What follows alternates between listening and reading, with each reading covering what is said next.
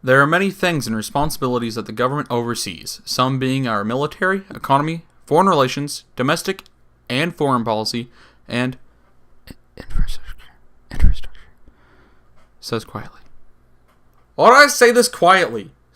Says loudly. And why does this say says loudly? Just roll with it. Okay.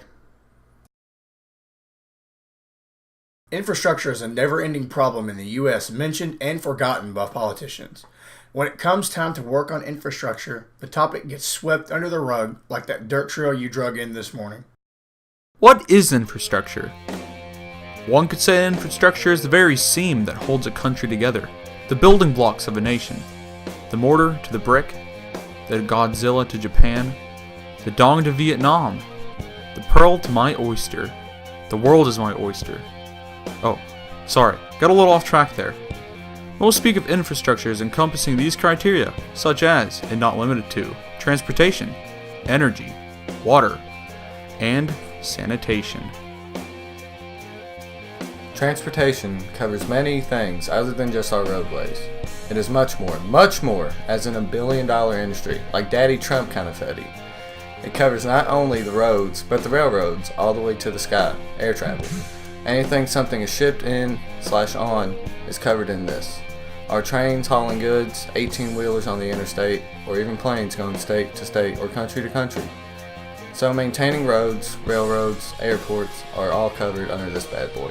Like golly gee, we've got a lot in this portion. That's a spicy meatball. Why is this in here? It's not just spicy, flaming.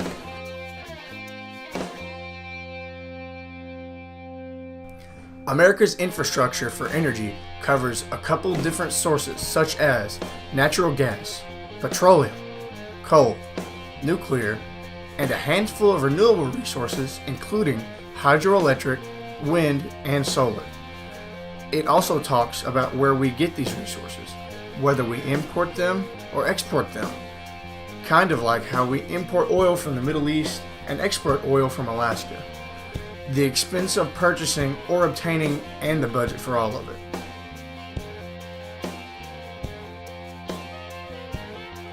Now we have water. You may ask, why water? How in the world does water get its own category? Water is a necessity to life, as we all know. But that's not its purpose in infrastructure. In fact, water is one of the most economical detriments to our budget. Not because we're spending money gathering it for use, but because we're spending billions of dollars trying to reroute it because it's a threat. Destroys cities, floods entire neighborhoods, forces people to relocate.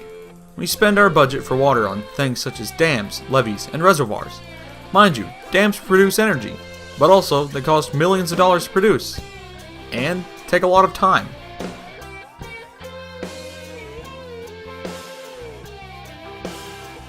Sanitation is a much more blanket term, covering prevention of human contact with hazardous substances, like radioactive waste and human excrement, dung. These are handled with laws set to stop dumping of such materials in occupied areas. Also, as basic services, the government provides facilities, such as public restrooms, sewer systems, and water purification plants.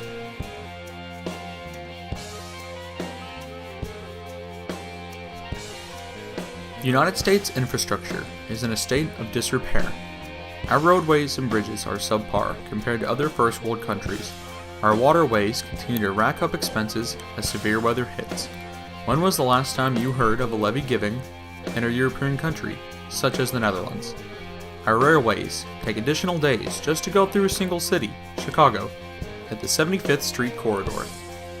Infrastructure is the bane of America as we continue to reduce its budget by redirecting into things such as the military or foreign aid to Middle Eastern countries to try and set up military powers of their own or new governments.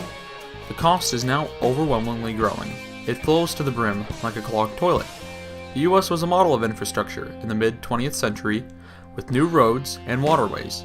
The hustle and bustle was an economic boom for the United States, ushering in an era of great prosperity, and eventually the states got too big for its own infrastructure, which has forced this rapid decline.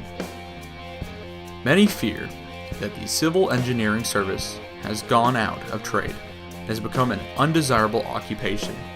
People normally overlook civil engineering as a career and would rather go to other trades and practices, such as becoming a doctor or a carpenter. This will be an ever-growing issue that the next generation will inherit until it is fixed. The youth of today don't understand the sleeping giant that is the deprived infrastructure of America. How did it get so bad?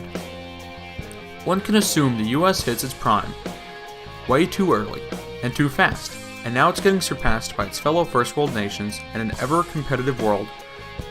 What are some solutions to this? How can we defuse this ticking time bomb known as the US infrastructure? We cannot simply hit retry and go again, like some retro arcade game.